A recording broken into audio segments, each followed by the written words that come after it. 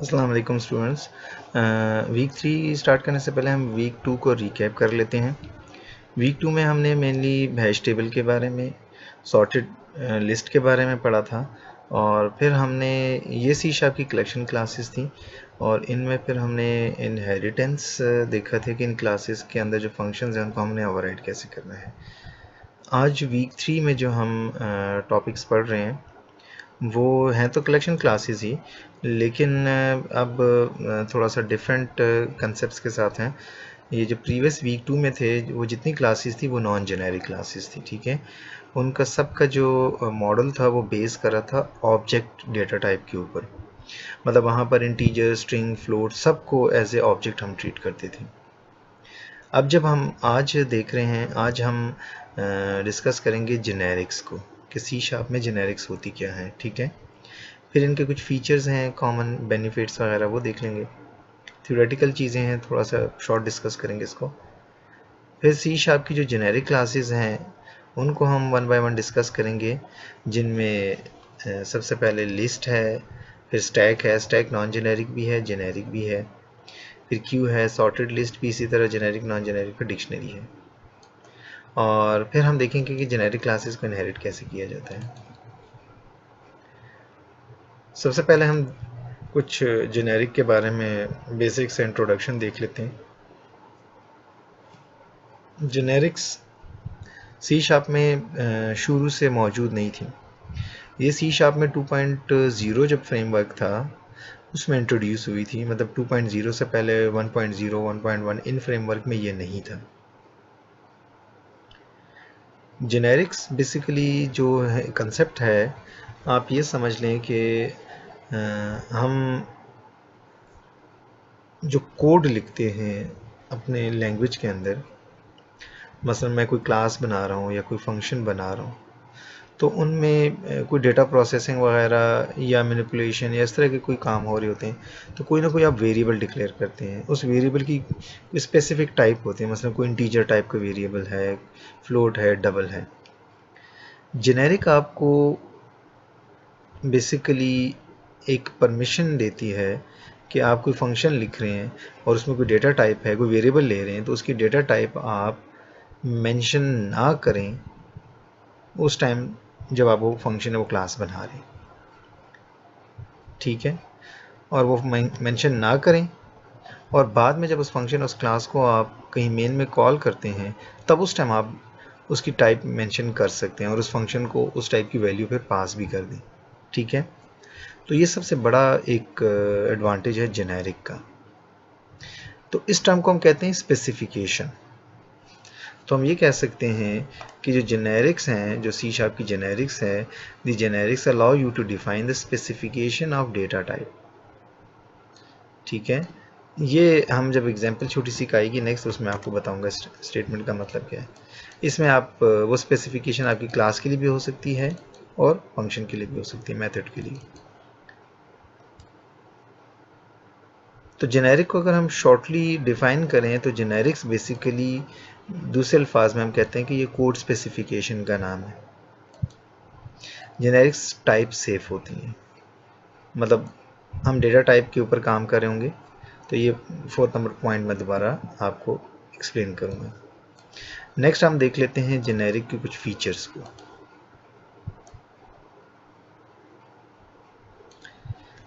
तो पहला फीचर हम कहते हैं कि जी सी शार्प ने जब ये जेनेरिक्स इंट्रोड्यूस करवाई थी तो आप ये समझ लें कि ये एक टेक्निक है, ठीक है। और इस टेक्निक को यूज़ करते हुए हम अपने प्रोग्राम के अंदर फ्लेक्सिबिलिटी इंट्रोड्यूस करवा सकते हैं। मसलन मैं एक कोड लिखूंगा, उसको इंटीजर कंपेटिबल भी उसी कोड को, स्ट्रिंग कंपेटिबल, मतलब डेटा टाइप के हिसाब से उसको रीयूज़ करूंगा। तो आप ये कह सकते हैं कि generic is a technique that enriches your program. और वो जो प्रोग्राम को इनरिच कर रहा होता है वो इन सिनेरियोज के हिसाब से कर रहा होता है। मसलन number 1, generics help you to maximise code reuse. क्योंकि हमने बात की है कोड स्पेसिफिकेशन की, तो हम एक ब्लॉक ऑफ कोड लिखेंगे, और उसको बार बार रीयूज करेंगे डिफरेंट डेटा टाइप के लिए। ठीक है, अच्छा ये टाइप सेफ है। और परफॉर्मेंस का मतलब ये है कि ये कंपाइल टाइम पे सारा काम होता है, रन टाइम पे नहीं होता। जिस तरह प्रीवियसली नॉन जेनेरिक में एरे लिस्ट थे, जब उसमें हम स्ट्रिंग भेजते थे या कोई इंटीजर भेजते थे तो वो डेटा बॉक्स हो जाता था ऑब्जेक्ट में, और वो एक ओवरहेड था रन टाइम पे। जेनेरिक बेसिकली एक तो इसका फ़ायदा ये है कि ये सारा काम कंपाइल टाइम पे हो जाता है, रन टाइम पे डिले नहीं आता। अच्छा, सेकेंड पॉइंट,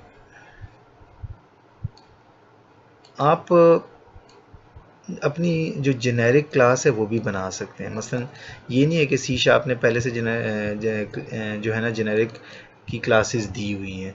मसलन अगर आप सी शार्प की डॉट नेट फ्रेमवर्क देखें तो डॉट नेट फ्रेमवर्क में हमारे पास एक नई लाइब्रेरी 2.0 से इंट्रोड्यूस हुई है जिसका नाम है system.collections.generic। इसमें ऑलरेडी आपको क्लासेस मिलेंगी जिसमें बड़ी फेमस क्लास है लिस्ट, डिक्शनरी, सॉर्टेड लिस्ट। ये जेनेरिक क्लासेस हैं। आप अपनी भी जेनेरिक क्लास बना सकते हैं। ठीक है, अच्छा इसी तरह पहले से जो हमारे पास थी वो थी सिस्टम डॉट कलेक्शंस, ये नॉन जेनेरिक थी। अब उनके मतलब अगर आप बाय फंक्शनलिटी देखें तो ये सेम है सिस्टम डॉट कलेक्शंस, लेकिन उनके बहुत सारे डिसएडवांटेजेस हैं। उसमें सबसे बड़ा डिसएडवांटेज ये है कि ये रन टाइम पे कास्टिंग कर रहा होता है। सिस्टम डॉट कलेक्शंस की बात कर रहा हूँ, जो कि ये जो जेनेरिक्स हैं, ठीक है, जो system dot collections dot generic है जो कि इंट्रोड्यूस हुई है, उसमें ये परफॉर्मेंस इशू उन्होंने कवर किया है कंपाइल टाइम पे। दूसरा सबसे इम्पोर्टेंट चीज़ है सेफ्टी, टाइप सेफ जिसको हम कहते हैं, वो कलेक्शंस के अंदर नहीं है। कलेक्शन डॉट जेनेरिक इसको कवर करता है। ठीक है, ये हम एग्जांपल से सारे पॉइंट्स देखेंगे। आप अपनी जेनेरिक क्लास बना सकते हैं, जेनेरिक इंटरफेस बना सकते हैं, मेथड्स बना सकते हैं, इवेंट्स एंड डेलीगेट्स बना सकते हैं। हम जेनेरिक क्लास के अंदर कॉन्स्ट्रेंट भी अप्लाई कर सकते हैं। ये भी एक बड़ा इंटरेस्टिंग फीचर है, लेकिन अनफॉर्चुनेटली इसको हम कवर नहीं कर सकेंगे अपने इस कोर्स में। अच्छा, नेक्स्ट पॉइंट है you may get information on the types use in the generic data type at run time. ये सी शार्प का एक रिफ्लेक्शन का एक कंसेप्ट यूज़ होता है, वो है। अभी हम एग्जांपल में ये चीज़ देख लेते हैं। ठीक है, एग्जैक्टली एक छोटी सी एग्जांपल हम देखेंगे तो उसमें ये वाला पॉइंट कवर हो जाएगा। अच्छा, जेनेरिक के लिए अब हमने अपनी एक जेनेरिक क्लास बनाई है, पहले सिर्फ जेनेरिक को इंट्रोड्यूस करने के लिए। तो मैंने क्लास बनाई, उसका नाम रखा है माई जेनेरिक क्लास। ठीक है, क्लास माई जेनेरिक क्लास। आगे मैंने एंगल ब्रैकेट में एक टी लिख दिया है। T is basically here a template type, ठीक है, स्पेसिफिकेशन के लिए, और ये एंगल ब्रैकेट में लिखा है इसके आगे। और साथ ही उसके अंदर एक वेरिएबल ले लिया है प्राइवेट टी, जिस तरह हम लेते हैं ना। अगर मैं इसको ख़त्म भी कर दूँ कोई फ़र्क नहीं पड़ता। अगर मैं यहाँ पर लेता हूँ इंट वेरिएबल वी, बस, तो ये एक वेरिएबल मैंने लिया है जेनेरिक मेंबर वेरिएबल। ठीक है, ये वेरिएबल का नाम है। मैं सपोज को लिखता हूँ इंट, तो ये इंट टाइप का हो जाएगा। मैंने इसको लिखा टी, तो ये टी टाइप है। टी का मतलब ये एक टेम्पलेट है। ठीक है, अब ये स्पेसिफिकेशन है इस टाइम, मतलब ये टी क्या होगा, ये जब इस क्लास का जो कोई ऑब्जेक्ट बनाएगा, इंस्टेंस बनाएगा, उस टाइम मुझे बताएगा कि टी क्या होना चाहिए, अभी नहीं। तो डिक्लेरेशन के वक्त मैं जो उनसे यहाँ पर मैं नहीं बता रहा कि टी क्या है। अच्छा, फिर मैंने कंस्ट्रक्टर बनाया है। इस कंस्ट्रक्टर में आप टी टाइप की वैल्यू पास कर सकते हैं। ठीक है, जब आप क्लास का ऑब्जेक्ट बनाएंगे उस टाइम आप टी की टाइप बताएंगे और उसी टाइप की वैल्यू पास करेंगे। अब टाइप सेफ से मुराद ये कि आपने अगर इंटीजर टाइप की इसको यहाँ बता दिया तो फिर हर जगह इंटीजर टाइप ही वैल्यू पास होगी, तो इसलिए टाइप सेफ है, इसमें कोई इस तरह के एरर के चांसेस नहीं है। ये तो कंस्ट्रक्टर की बात होगी। अब हमने एक फंक्शन बनाया जेनेरिक मेथड। ठीक है, फंक्शन का नाम रखा है वैसे, उसको एक टी टाइप की वैल्यू पास होगी और उसकी रिटर्न टाइप टी होगी, मतलब जिस टाइप की वैल्यू पास होगी उसी टाइप की वही वैल्यू रिटर्न होगी। ठीक है, तो इसमें हमने क्या किया है, सिर्फ ये लिखा है कि इसमें जो टी पास हो रहा है जेनेरिक पैरामीटर, उसकी टाइप क्या होगी। तो ये टाइप ऑफ हमारे पास सी शार्प में एक फीचर अवेलेबल है, ये उसकी टाइप बताएगा। अगर वहाँ से कोई स्ट्रिंग भेज रहा हूँ तो टाइप ऑफ स्ट्रिंग आ जाएगा। ठीक है, इसी तरह कोई एंड फ्लोट जो भी भेज रहे हैं उसके हिसाब से आ जाएगा। तो ये हमने क्लास बनाई। नीचे प्रॉपर्टी इसको इग्नोर कर देते हैं। अच्छा, इसको मैं थोड़ा सा सेट कर लूँ पहले। अब ये जो माई जेनेरिक क्लास है, मैंने इसका वेरिएबल बनाते हुए लेट्स सपोज यहाँ पर मैं वी लिखा, इसकी जगह मैं लिख देता हूँ माई जेनेरिक क्लास। जब मैं ये कहूँगा तो ये मुझसे पूछेगा डिक्लेरेशन में वो जो वहाँ एंगल ब्रैकेट टी था उसको क्या पास करना। मैंने कहा जी इंट। इसका मतलब है कि ये जो क्लास है, अब ये जो स्पेसिफिकेशन थी इसमें हर जगह जहाँ टी है वहाँ इंट आ जाएगा। तो अब ये बन जाएगा टी की जगह इंट, ये इंट वैल्यू, ये इंट पैरामीटर और ये रिटर्न टाइप इंट। तो इसका मतलब ये है कि मैंने यहाँ पर इंट भेजा है, तो अब वो सारे इंट, अगर मैं इसकी जगह कोई वैल्यू लिखता हूँ लेट्स सपोज 10.0 और ये 20.8 लिखता हूँ तो ये एरर देगा। तो इसलिए टाइप सेफ है क्योंकि मैंने इसे यहाँ बता दिया कि इंट। हाँ, अब अगर मैं इसको कहता हूँ डबल तो अब ये सारे कंपेटेबल हो जाएंगे, फिर ये मुझे इशू नहीं देना चाहिए इस पर। ठीक है,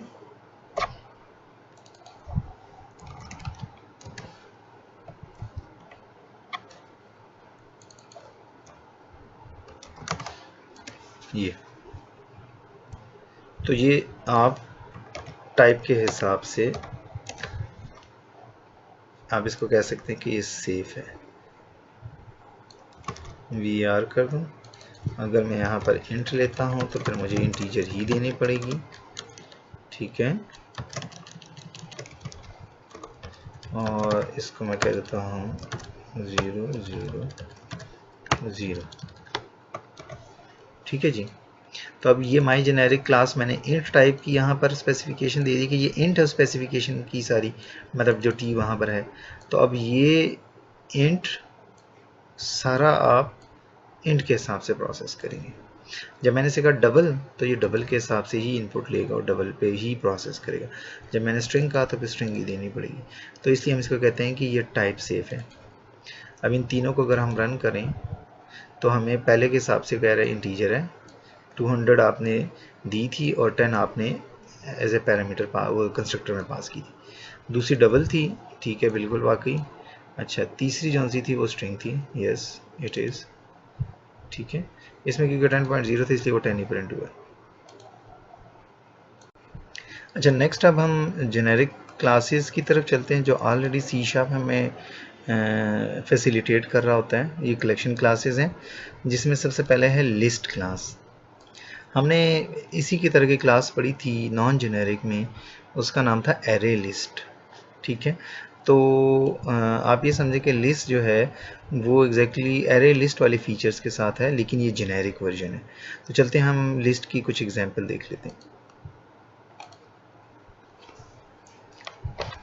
एक तो सबसे पहले मैं लिस्ट की क्लास का ऑब्जेक्ट बनाऊंगा, लेकिन क्योंकि ये जेनेरिक है तो मुझे एंगल ब्रैकेट में बताना पड़ेगा। लेट्स सपोज मैं लिस्ट ऑफ इंट बना देता हूँ, my data, my int data,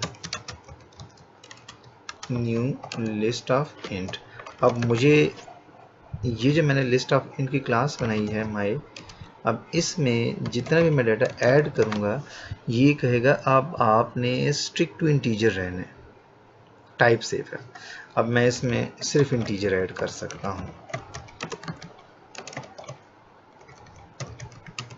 बाकी सेम इसकी फंक्शनैलिटी है। मसलन अगर मैंने इसकी कैपेसिटी मालूम करनी है, capacity my int data dot capacity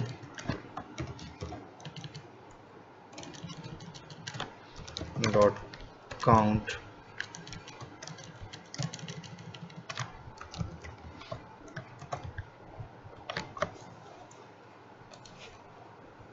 तो ये हमें बता रहा है कि कैपेसिटी 4 है, काउंट 2 है। अगर हमने इसको प्रिंट करना है V in my int data,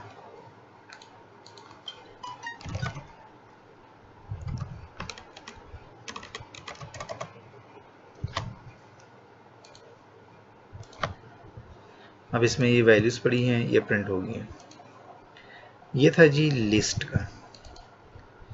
exactly list में ऐड का फंक्शन है जिस तरह हमने भी इंट्रोड्यूस किया है, इसी तरह माई इसमें रिमूव का फंक्शन है।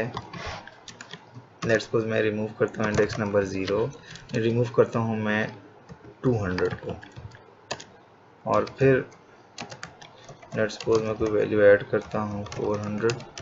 माई इंट लिस्ट रिमूव ऐड है, मसलन ऐड में ये इंडेक्स नंबर पूछेगा, ठीक है। माई इंट लिस्ट डॉट क्लियर है, पूरी लिस्ट को क्लियर करने के लिए है। माई इंट लिस्ट डॉट रिवर्स है, माई इंट लिस्ट डॉट सॉर्ट है। तो अगर आप इसको कंक्लूड करें, इन शॉर्ट इसमें सारे वो फंक्शन हैं जो सी शार्प की एरे लिस्ट में थे। तो लिस्ट बेसिकली अल्टरनेट है एरे लिस्ट का, लेकिन ये जेनेरिक वर्जन है।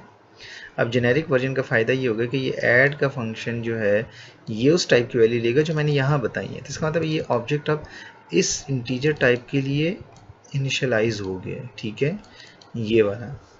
और ये कंपाइल टाइम पे सारा काम हो रहा है। सिमिलरली अगर यही सारी वैल्यूज़ लिस्ट डेमो, ये इंट है, और इसी को अगर मैं स्ट्रिंग के लिए करूं, लेट्स सपोज मैं यहाँ पर लिख देता हूँ स्ट्रिंग, तो फिर ये इन वैल्यूज़ पे अब एरर देगा नीचे। ऑब्वियसली हमने बात की है टाइप सेफ है, तो फिर ये इसलिए एरर दे रहा है कि ये अब ये कह रहा है कि भाई मुझे जो वैल्यूज़ दे रहे हो ये स्ट्रिंग दो। तो मैं यहाँ पर दूंगा, फर्स्ट करें 1, तो यहाँ पर 2, इस तरह की वैल्यूज़ दूंगा।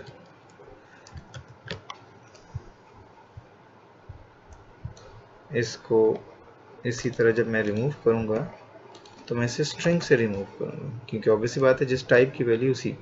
और जब ऐड करूँगा तो फिर ऐड में भी सपोज, और रिमूव ऐड तो इंडेक्स नंबर ले रहा है, इसको तो ज़रूरत नहीं है। रिवर्स सॉर्ट क्लियर सारे वही हैं।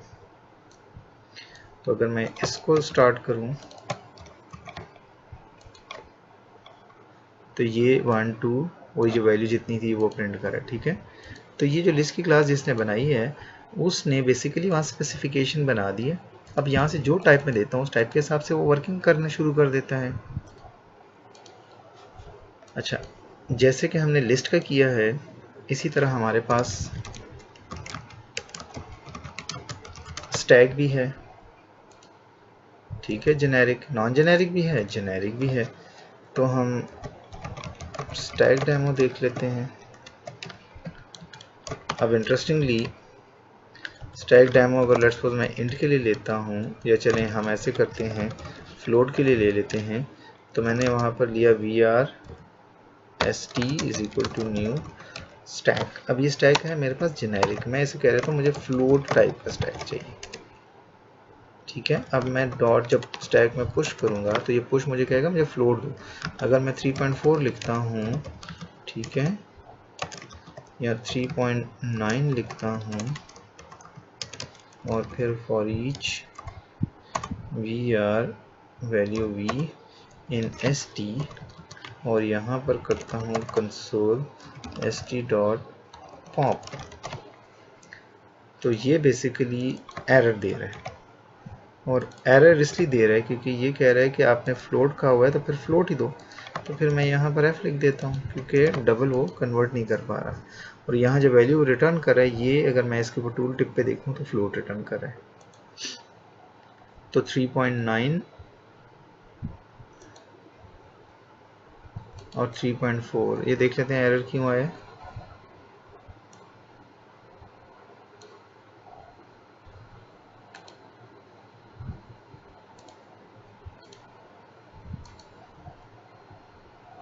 अच्छा, क्योंकि ये जब आपका ये पॉप हो रहा होता है तो ये वैल्यू रिमूव कर रहा है, तो फॉर ईच आप अब लॉ नहीं करता, ठीक है।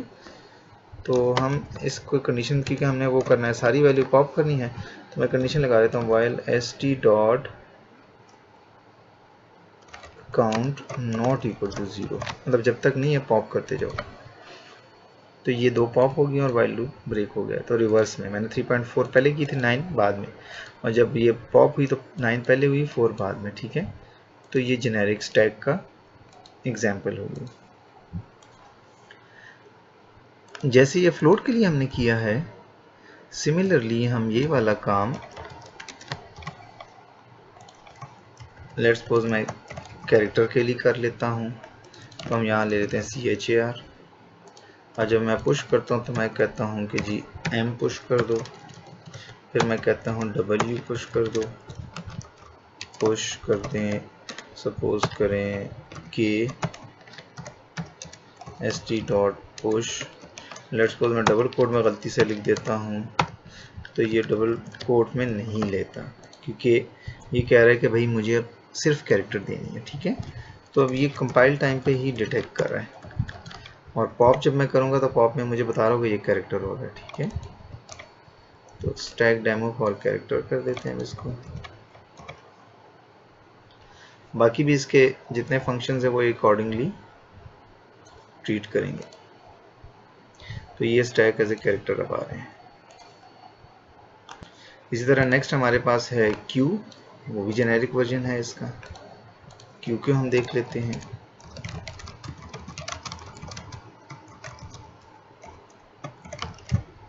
Q को हम जो है देख लेते हैं, फर्ज करें लॉन्ग के लिए, बल्कि Q को हम देख लेते हैं डबल के लिए। VR Q is equal to new Q। अब ये Q हमारे पास है जेनेरिक वर्जन, मैं इसको कह देता हूँ डबल के लिए। तो Q डॉट NQ, और मैं दूंगा 4.5, Q dot NQ 8.9, Q dot NQ 9.45। और अब हम इसमें से इसको कर देते हैं सबको पॉप। तो while dot Q dot count not equal to 0, आप Q को डॉट पॉप करते हैं, DQ करते हैं।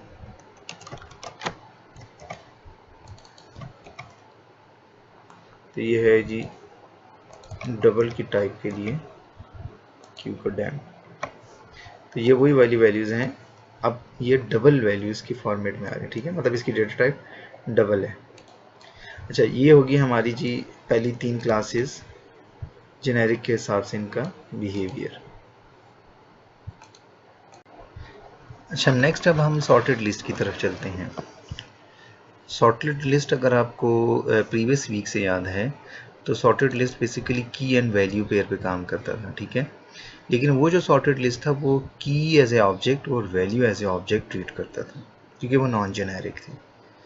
अब हम सॉर्टेड लिस्ट जेनेरिक वर्जन देख रहे हैं, जैसे कि हमने स्टैक और क्यू में भी देखा। ठीक है, तो सॉर्टेड लिस्ट पे अब हमारा जो काम होगा वो की वैल्यू की फॉर्म में डेटा होगा।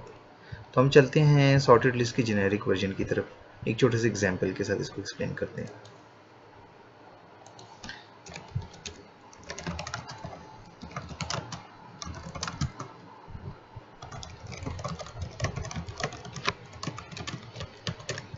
पहले हम ले लेते हैं सॉर्टेड लिस्ट की क्लास का एक ऑब्जेक्ट। ठीक है, SL न्यू सॉर्टेड लिस्ट। अब ये जो सॉर्टेड लिस्ट है, क्योंकि पिछले वाली पे सॉर्टेड लिस्ट पैरर नहीं दे रहा था, और इस पे क्यों दे रहा है, क्योंकि मैंने एक तो इसकी लाइब्रेरी इंक्लूड नहीं की। अगर मैं इंक्लूड कर दूं यूजिंग सिस्टम डॉट कलेक्शंस, तो इसका मतलब है कि सॉर्टेड लिस्ट पैरर नहीं देगा। लेकिन मुझे ये वाली नहीं चाहिए, मुझे सॉर्टेड लिस्ट चाहिए वो जो जेनेरिक वाली है। ठीक है, तो जेनेरिक वाली में सॉर्टेड लिस्ट में ये मुझसे की वैल्यू मांग रहा है, उसमें की वैल्यू इसलिए नहीं मांग रहा कि वो ऐड करते वक्त की और वैल्यू मांगता है। अब यहाँ ऑब्जेक्ट डिक्लेयर करने से पहले जेनेरिक की क्लास का जो है ना की फीचर यही है कि वो डिक्लेरेशन के वक्त ही आपसे पूछता है कि भाई डेटा टाइप बताओ। तो अब ये कह रहे हैं की किस टाइप की होनी चाहिए, मैं कहता हूँ जी की होगी इंट। वैल्यू किस टाइप की होनी चाहिए, मैं कहूँगा जी वैल्यू स्ट्रिंग टाइप की होनी चाहिए। ठीक है, और यही मुझे इधर भी बताना पड़ेगा, इंट एंड स्ट्रिंग। अब सॉर्टेड लिस्ट में की इंटीजर होगी और वैल्यू आपकी स्ट्रिंग होगी। अब मैं इसी पे स्ट्रिक्ट करूँगा। ठीक है, अब मैं ऐड में की, अब मैं लेट्स सपोज 001 दे दूँ तो ये एक्सेप्ट नहीं करेगा। ठीक है, नेम में मैं देता हूँ अहमद। ठीक है, अब ये स्पैरर दे रहे, क्यों, वो कहते हैं भाई की बोला था तो की दो, और मैं 1 ही दूंगा। ठीक है जी। फिर मैं कहता हूँ डॉट ऐड, मैं दे देता हूँ 9 और मैं कह देता हूँ कलीम। एसएल ऐड मैं कह देता हूँ 2 हामिद। ठीक है। अब अगर मैंने सिर्फ कीज प्रिंट करनी है, बिल्कुल एग्जैक्टली वही है, तो मैं कहूँगा जी ऑल कीज, तो फॉर ईच वी के इन एसएल डॉट कीज। अब क्योंकि की इंटीजर है तो इसलिए ये मुझे इंटीजर रिटर्न करेगा। ठीक है, ये वी यहाँ पर जो के होगा ये इंटीजर टाइप होगा, क्योंकि कीज जो है ये मेरे पास इंटीजर टाइप, जैसे मैं यहाँ इंट भी लिख सकता हूँ। मैं के को प्रिंट करता हूँ और इसको हम चेक कर लेते हैं। ठीक है जी, ऑल कीज 1 to 9 और ये कीज थी। इसी तरह ऑल वैल्यूज प्रिंट करनी हो, ऑल वैल्यूज, तो मैं एसएल डॉट वैल्यूज, एग्जैक्टली उसी तरह की प्रॉपर्टीज हैं जो वी, लेकिन अब इस पे एरर क्यों दे रहे हैं वी पे, क्योंकि बेसिकली इसकी टाइप स्ट्रिंग है, तो ये कह रहा है कि भाई स्ट्रिंग होना चाहिए। ठीक है, तो ये आपको की वैल्यूज दोनों दे रहा है। आपने की अलॉन्ग विद वैल्यू प्रिंट करनी है, की एंड वैल्यू, तो फिर हम ऐसे करते हैं जैसे हमने उसमें किया था, वी आर के इन एसएल डॉट कीज पे हम लूप अप्लाई करते हैं और इसमें हम के को प्रिंट करते हैं अलॉन्ग विद वैल्यू। तो हम करते हैं के कॉमा एसएल ऑफ के।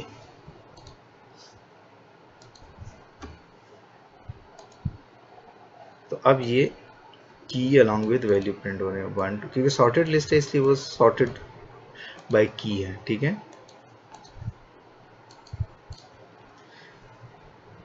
अब एग्जैक्टली हम जिस तरह हमने सॉर्टेड लिस्ट डेमो किया है, लेट्स सपोज ये डेमो फॉर जो है ना डेमो 1 था, बल्कि इसको ऐसे ही रहने देते हैं और अब हम एग्जैक्टली यही वाला काम डिफरेंट डेटा टाइप के लिए कर लेते हैं। मसलन मैं यहाँ पर स्ट्रिंग की बजाय और इसकी बजाय कोई और टाइप दे दूँ, मैं स्ट्रिंग की बजाय दे देता हूँ, फ़र्ज़ करें मैं कोई स्कोर किसी का जो है ना स्टोर कर रहा हूँ, स्टूडेंट का एडेड नंबर है और उनका CGPA है, तो GPA फ्लोट में होता है और एडेड नंबर होता है स्ट्रिंग। ठीक है, तो मैं यहाँ पर लूँगा स्ट्रिंग और यहाँ पर लूँगा फ्लोट। अब ये फ़र्ज़ करें ये मैं स्टोर कर रहा हूँ GPAs। ठीक है, तो मैं ये GPA डॉट ऐड, अब ये मुझे कह रहा है कि भाई स्ट्रिंग टाइप की दो, क्योंकि मैंने ऊपर उसको बता दिया। तो मैं यहाँ पर जब की दूंगा तो मैं लेट्स सपोज कहूँगा जी मैं कहूँगा 18 एरेड 0909 और यहाँ क्योंकि फ्लोट है तो मैं कहता हूँ जी 3.5 GPA है, तो ये एक्सेप्ट नहीं कर रहा क्योंकि 3.5 जो होता है वो डबल होता है, तो मैं F लिख दूंगा सर। और इसी तरह मैं इसको फर्ज करें मैं कहता हूँ 19 एरेड 1 2 3 4 और इसको कह देता हूँ 3.9। अब ये यहाँ पर एरर दे रहा है, क्यों? क्योंकि की जो है वो इंट नहीं है। ठीक है, स्ट्रिंग है, तो मैं वीआर लिख दूँ या स्ट्रिंग लिख दूँ, दोनों में से जो आपका दिल करता कर दें। और GPAs है वेरिएबल का नाम, तो मैं यहाँ पर GPAs कर देता हूँ। एक तो यहाँ से आपको अंदाज़ा हो रहा है कि ये टाइप सेफ है। ठीक है, और जब तक आप वो वाली स्पेसिफिक टाइप नहीं लिखेंगे ये आपको आगे कंपाइल भी नहीं करने देता। की वैल्यूज़ अगर हमने प्रिंट करनी है, क्योंकि वी आर की पहले से की मैंने पहले से लिखा हुआ है तो इसलिए इस पे इशू नहीं दे रहा, लेकिन कीज़ हमें पता है कि स्ट्रिंग टाइप है तो इसलिए उसने कन्वर्ट हो जाता है इसमें। और यहाँ पर उस टाइप को कर देते हैं जिस टाइप की वैल्यू एरे है। अब ये आपके पास सॉरी कॉल जो है वो दूसरा वाला हुआ था आई थिंक, ये लिस्ट डेमो 1 कर देते हैं इसको और कॉल भी 1 को करते हैं।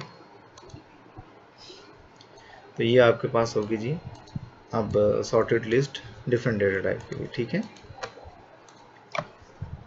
अब हम नेक्स्ट इसमें चलते हैं डिक्शनरी की तरफ। डिक्शनरी जो जेनेरिक में है ये हैश टेबल का अल्टरनेटिव है, ठीक है। जैसे ये लिस्ट एरे लिस्ट का है, डिक्शनरी हैश टेबल का है अल्टरनेटिव, ठीक है।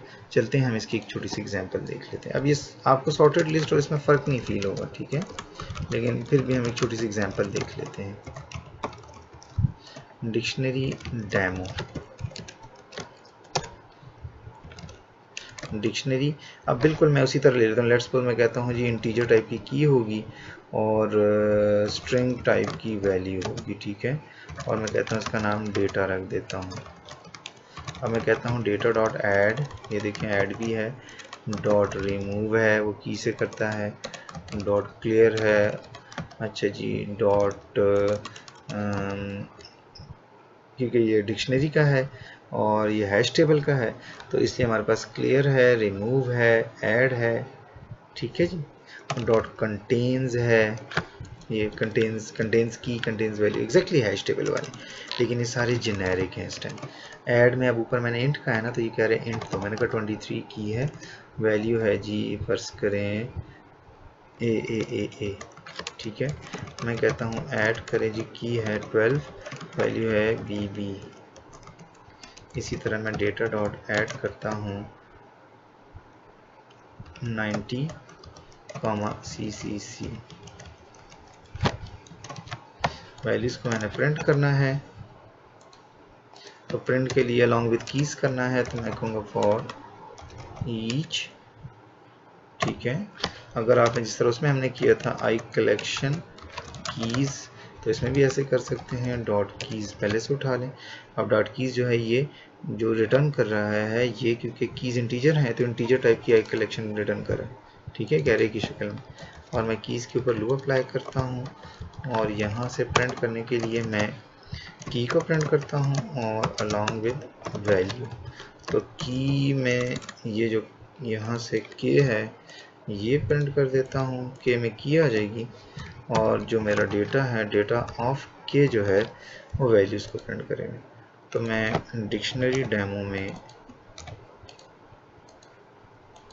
आपको ऑल कीज, ये दो कीज थी, एक सेकेंड, ये हमारा डेटा ऑफ के, ये इसका इंडेक्स नंबर 0 कर देते हैं, और फिर हमने किया था जी डेटा, तो फॉर ईच कीज और डेटा ऑफ के,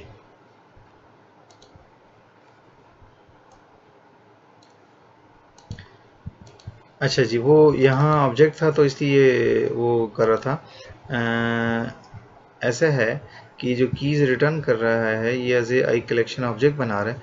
अब मुझे पता है कि ये कीज़ मेरी इंट है तो मैंने यहाँ इंट लिख दिया ताकि ये इसको एज इंटीजर पास हो, क्योंकि अब ये एज ए ऑब्जेक्ट नहीं ले रहा, ये ना हो कि मैं यहाँ वी आर लिखूँगा तो वो जो कीज़ एज ए ऑब्जेक्ट आ जाती हैं, ठीक है। अब मैं इसको स्पेसिफिकली बता रहा हूँ कि के जो है इंट टाइप है ताकि इसे एतराज़ ना हो। तो ये हमारी की और वैल्यूज़ प्रिंट हो रही हैं, ठीक है, क्योंकि ये डिक्शनरी है, ये सॉर्टेड नहीं है, इसलिए अगर ये होती ना सॉर्टेड लिस्ट तो ये सॉर्टेड नज़र आता है की से। अच्छा जी, आज का हमारा जेनेरिक्स में हमने डिफरेंट क्लासेस देख ली हैं, ठीक है। अब नेक्स्ट हम चलते हैं इनहेरिटेंस की तरफ। अब हम जल्दी से ये देख लेते हैं कि हम नॉर्मल तो हमें इनहेरिटेंस का पता है, लेकिन हम देखते हैं कि जेनेरिक क्लास को कैसे इनहेरिट किया जाता है, ठीक है। और जो भी जेनेरिक ये कलेक्शन क्लासेस हैं इनकी, जिस तरह हमने एरे लिस्ट को माई एरे लिस्ट बना के उसकी फंक्शनैलिटी को चेंज करके हमने काम किया, इसी तरह हम जो ये लिस्ट है हम माई लिस्ट की क्लास बना के और लिस्ट को इनहेरिट करते हैं। सिर्फ देखते हैं कि जेनेरिक को इनहेरिट कैसे किया जाता है, ठीक है। पहले मैं एक क्लास बना लेता हूँ,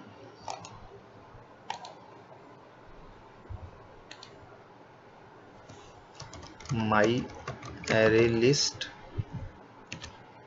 और ये जो माई एरे लिस्ट की क्लास है ये जेनेरिक क्लास है, तो मैं इसको सॉरी ये क्योंकि मैं लिस्ट की क्लास से इनहेरिट कर रहा हूँ तो लिस्ट तो जेनेरिक है, अब ये यहाँ एरर देगा, तो मैं इसको कहता हूँ कि जी टी टाइप की ये की कि ये भी जेनेरिक होगी और ये जेनेरिक से ही इनहेरिट करेगी। तो मैंने यहाँ पर इसके साथ टी डिक्लेयर कर दिया, जिस तरह हम जेनेरिक क्लास में करते हैं, और वही टी मैंने पेरेंट को कॉल कर लिया। ठीक है, अब और कुछ नहीं किया मैंने, सिर्फ इसको इनहेरिट किया है।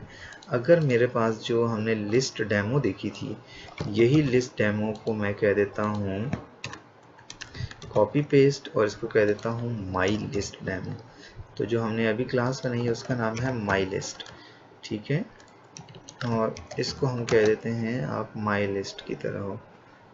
सॉरी, मैंने इसका नाम माई अरे लिस्ट है, इसको माई लिस्ट कर देता हूँ। अब ये माई लिस्ट की क्लास का ऑब्जेक्ट है। माई लिस्ट का मतलब है ये एक मैंने नई क्लास बनाई है, लेकिन है लिस्ट की तरह की, और कोई फंक्शनैलिटी इसमें चेंज अभी नहीं की। ठीक है, तो ऑटोमेटिकली इसके सारे वो फंक्शंस आ जाएंगे जो लिस्ट के बाय डिफ़ॉल्ट हैं। अच्छा, इसी तरह अब मैं इसको कॉल कर सकता हूँ my list demo for int.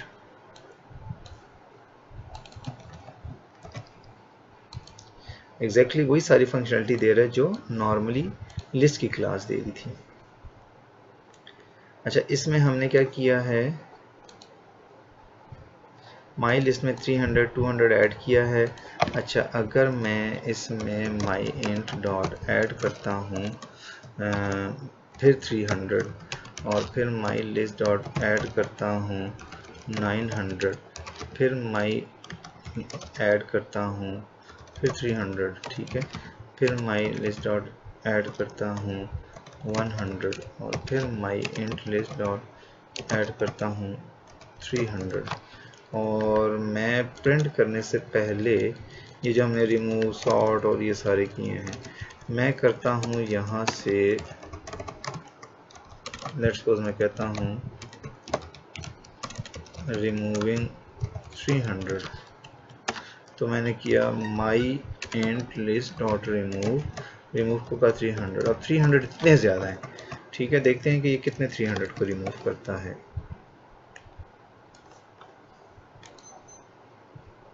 अब इसने देखें पहले वाले 300 को रिमूव कर दिया, बाकी सारे 300 ऐसे ही हैं। मैं चाहता हूँ ये जो रिमूव का फंक्शन है, ये जहाँ जहाँ इसको 300 मिला ये सारों को रिमूव कर दे, ये एक ही रिमूव का फंक्शन। अब वो कैसे होगा, मैंने क्योंकि माई लिस्ट की क्लास बनाई है। ठीक है, मैं इसका रीनेम कर दूँ ज़रा ताकि कंफ्यूज ना हो आप लोग। मैंने बनाई है माई लिस्ट। इसके अंदर अब जो रिमूव का फंक्शन लिस्ट वाला है इस पेरेंट का, वो मुझे मॉडिफाई करना है। लेट्स सी, पहले मैं देख लूँ कि जी इसमें, मैं इसकी डेफिनेशन में जाता हूँ।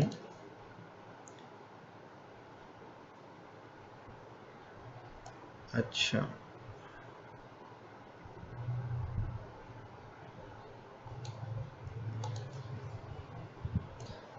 अगर आप इसकी डेफिनेशन में देखें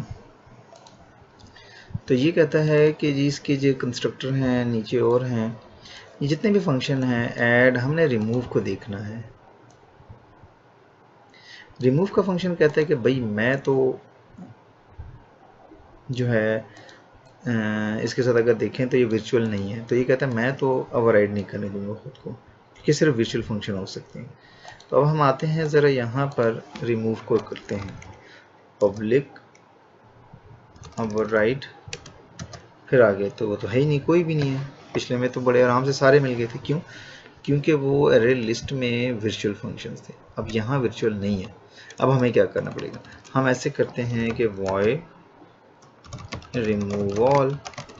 अब हमें एक और फंक्शन बनाना पड़ेगा, और क्योंकि इसमें वैल्यू की आएगी टी टाइप की वैल्यू आएगी, क्योंकि अब टी में क्या है, जो यूज़र अगर स्ट्रिंग है तो स्ट्रिंग टाइप से रिमूव करेंगे, इंट है तो इंट टाइप की रिमूव करेंगे।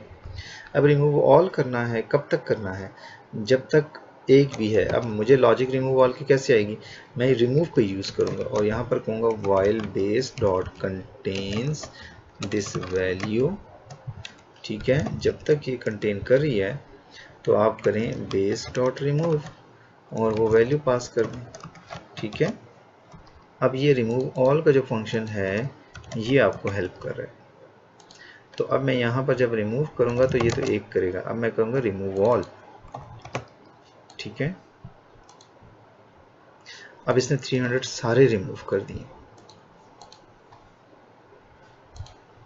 तो अब हम अगर हम जेनेरिक में देखें तो एग्जिस्टिंग फंक्शनैलिटी को हम किसी फंक्शन को एग्जिस्टिंग फंक्शन को ओवरराइड नहीं कर सकते, क्योंकि सारे फंक्शन जो है वो वर्चुअल नहीं है।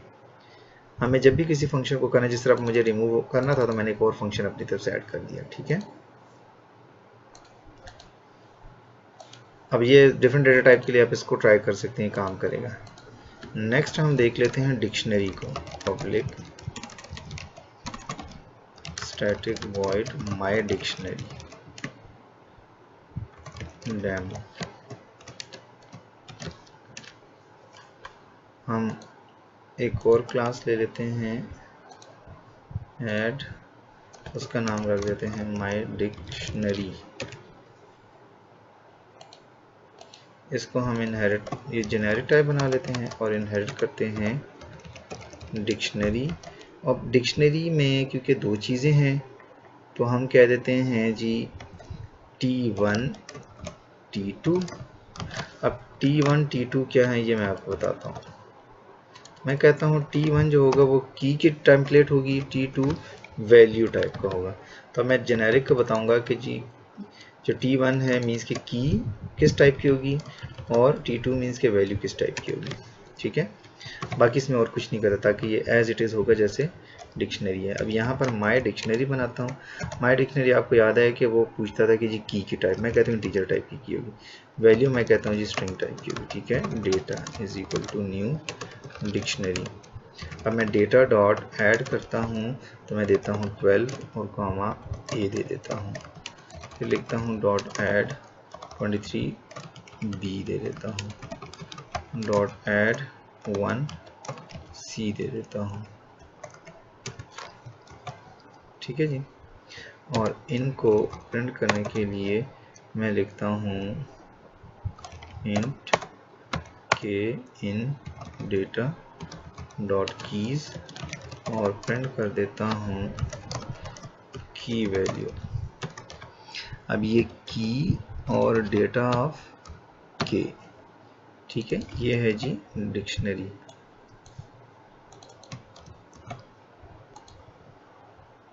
तो ये along with value keys print होगी डिक्शनरी में, ठीक है जी। वो उसी सीक्वेंस में हुई है क्योंकि डिक्शनरी जो है सॉर्ट नहीं करता, जैसे सॉर्टेड लिस्ट करता है।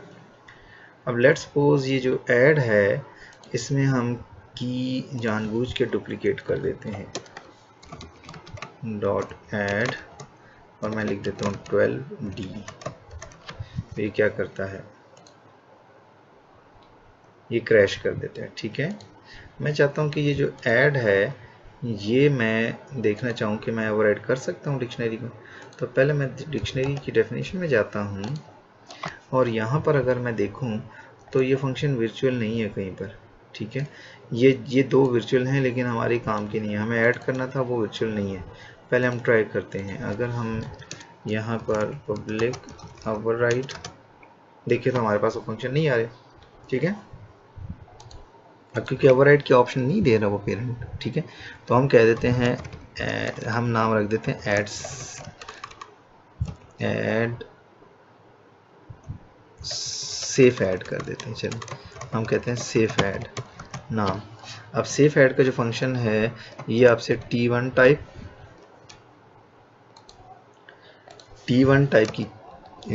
की मांगेगा के और T2 टाइप की V मीन्स के वैल्यू लेगा, ठीक है। और क्योंकि हमने ये कहा है कि ये सेफ वाला है तो ये बूलियन रिटर्न करेगा। अब हम यहाँ पर एक कंडीशन लगा देते हैं कि अगर बेस डॉट कंटेन्स की के, अगर एक के मौजूद है तो रिटर्न फॉल्स कर दो, मीन्स कि ऐड नहीं हुआ, ठीक है। नहीं तो रिटर्न बेस डॉट ऐड और वही के और वही वी पास कर दो। तो अब ये सेफ ऐड का फंक्शन हमने बनाया है, ठीक है। अच्छा, ये जो ऐड का फंक्शन है क्योंकि उनका वॉइड है तो इसलिए ये हम इसको ऐड करने के बाद खुद ही रिटर्न ट्रू कर देते हैं क्योंकि ये हमने बनाया ना फंक्शन, इसकी रिटर्न टाइप बाकी पेरेंट के ऐड की तो नहीं है। अब ऐड सेफ ऐड क्या करेगा, बजाय हम ऐड कॉल करने के हम सेफ ऐड कॉल कर लेते हैं हर एक में। अब ये जो सेफ ऐड है ये हमें डुप्लीकेट को हैंडल करता है, ठीक है, सेफली। अब ये क्रैश नहीं होगा।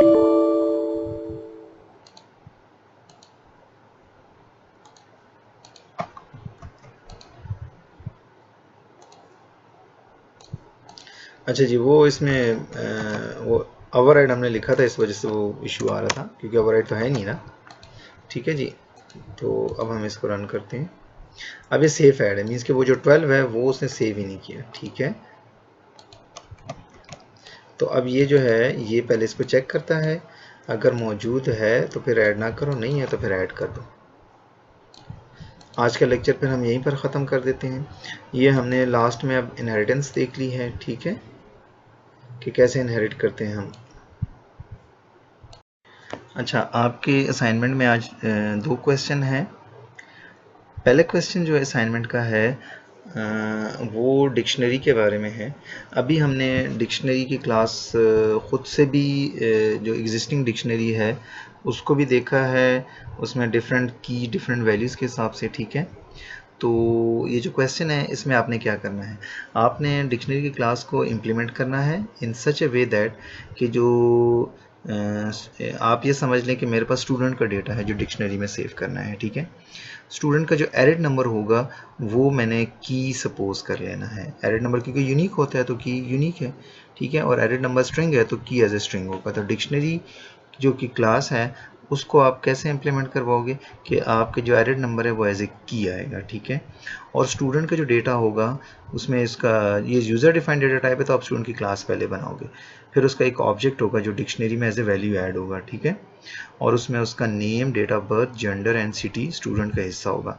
ये सारे मिल के एक स्टूडेंट का ऑब्जेक्ट बनेगा और वो एक ऑब्जेक्ट डिक्शनरी में ऐड होगा। ठीक है, और इसमें आपने जो उनसे है ना मल्टीपल स्टूडेंट्स ऐड करने हैं along with their unique arid numbers और प्रिंट करना है डेटा को।